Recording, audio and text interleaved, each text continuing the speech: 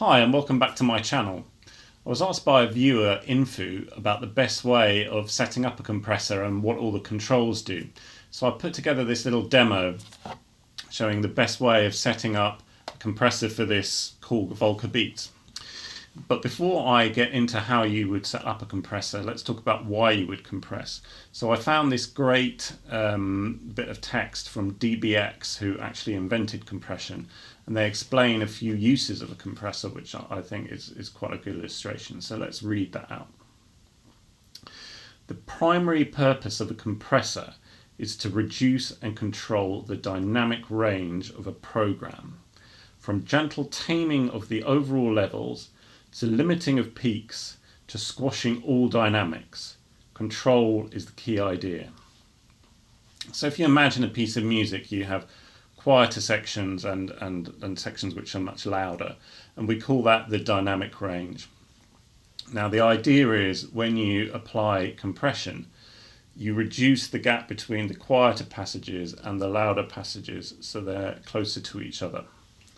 Hence compressing the dynamic range. Another major use of compressors is to add punch to flabby, loose sounds. A compressor can do this by making the level of an instrument or sound more consistent, or by reducing the volume of the more sustained sections of a note, which comparatively accentuates the leading edge, the transient attack. So I think a kick drum is a good example of this. So if you imagine the beater of a kick drum hitting the skin, the moment it touches it, you get a higher frequency sound, which is the attack. And if you're using an electronic drum like a 909 or an 808, then they simulate the sound of the beater by having a higher frequency at the start. So that is the transient attack. And then the back end of the note, the boom of the kick drum, if you like, is the sustain section, which you can adjust using the release control of the compressor to make it shorter or longer.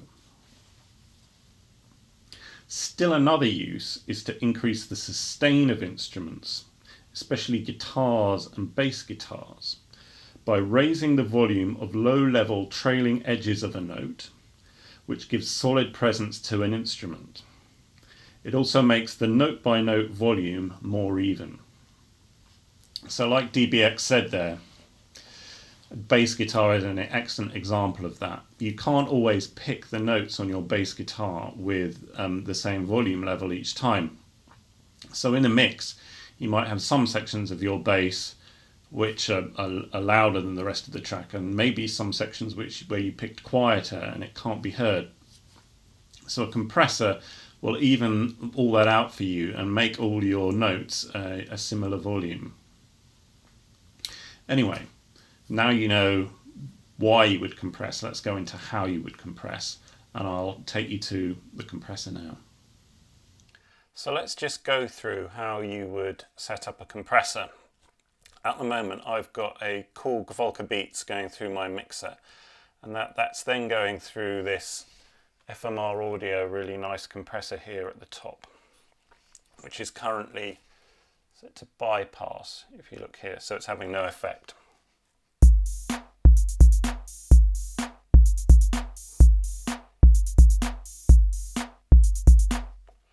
So that's the beat. Now when you start setting up a compressor, it's good to start with these settings. So the threshold here is at maximum. The ratio is at minimum, which is 1:1.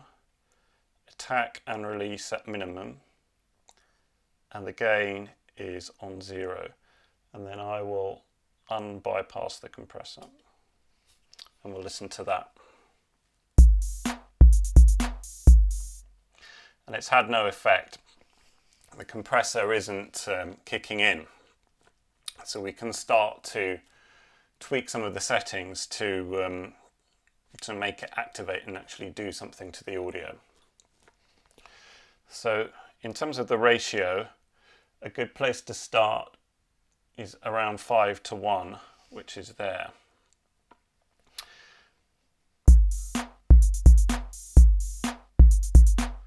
still not really doing anything. What we need to do is reduce the threshold, which will set the point at which the compressor starts to activate. So I'm going to play the beat and then I'm going to turn down the compressor until we start seeing the LEDs move here. And I'm going to target between 6 and 8 dB of gain reduction.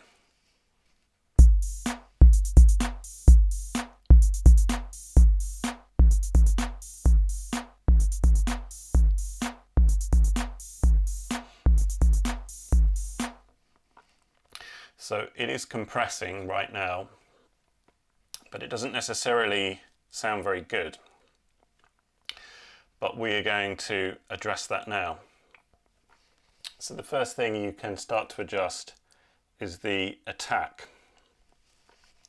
And what that will do is allow the start of each sound, if you like, to go through the compressor without anything being done to it. And you can set the amount at the start of each sound that passes through uncompressed with the attack control. And you'll see how that's working now as I adjust it whilst the song is playing.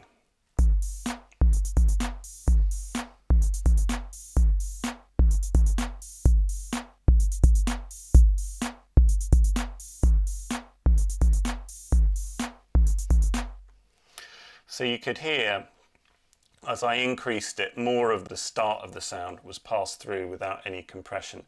So what you want to do is listen for a sweet spot where the start of the sound still has the punch you're looking for.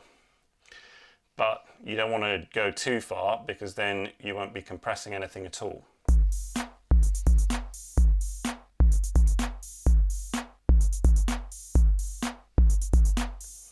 And I would say the sweet spot is about there. Now, the next thing is to set the release control.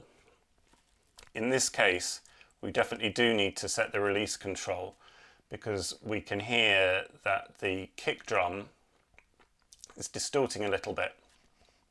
And the reason is that the release is set to minimum, and that can introduce that sort of distortion into the sound. So what the release control does is it sets the time after the compressor has activated that it deactivates. So if you have a longer release time, then it will stay in its compressed state longer, where it does the 5:1 ratio. Whereas if you turn the release down, it will switch out of its compression mode and allow the sound through without any gain reduction. So you don't always need too much release to remove these kind of distortions, and it's very easy to hear when it stops.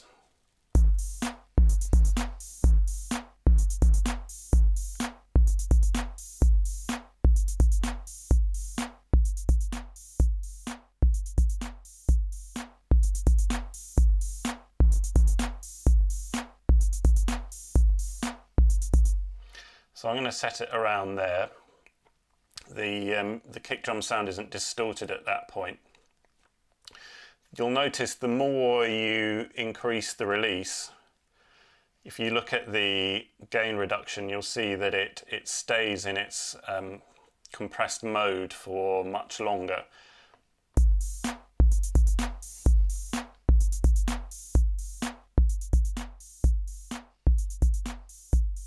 And eventually you get into that state where it's basically always compressed, and that's how you can tell your compressor isn't set up properly, because you should always have a state where you play your beat through and it just is at 0 dB. Whereas the way it's set at the moment, the compressor is always active, which is not where we want it.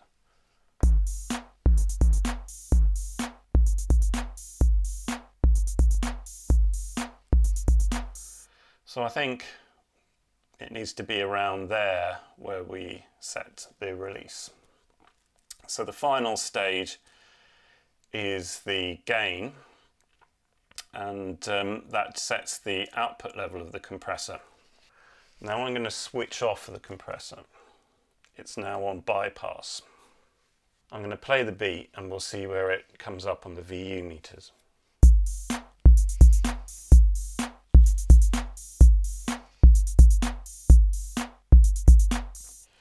So if you look, I've set it up so that the Volca is peaking around 0 dB. So now I'm going to activate the compressor and you'll see that the levels will be completely different.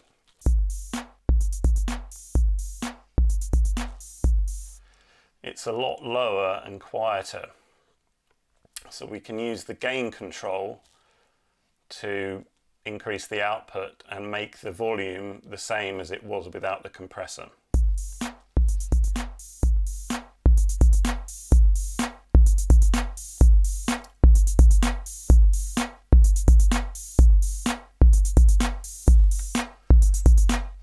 So it probably needs to be around there. So what I'm going to do now is play the beat, and I will enable and bypass the compressor, and you'll be able to hear what effect it's having.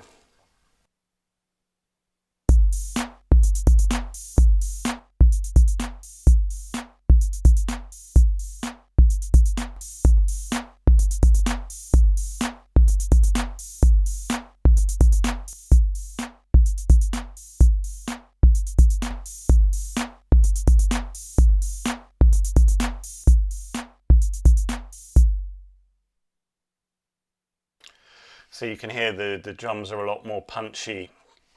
It's brought out the attack of the snare and the kick drum, and the release has brought up the volume of the sounds in between the kick and the snare, so you get the tail of the kick.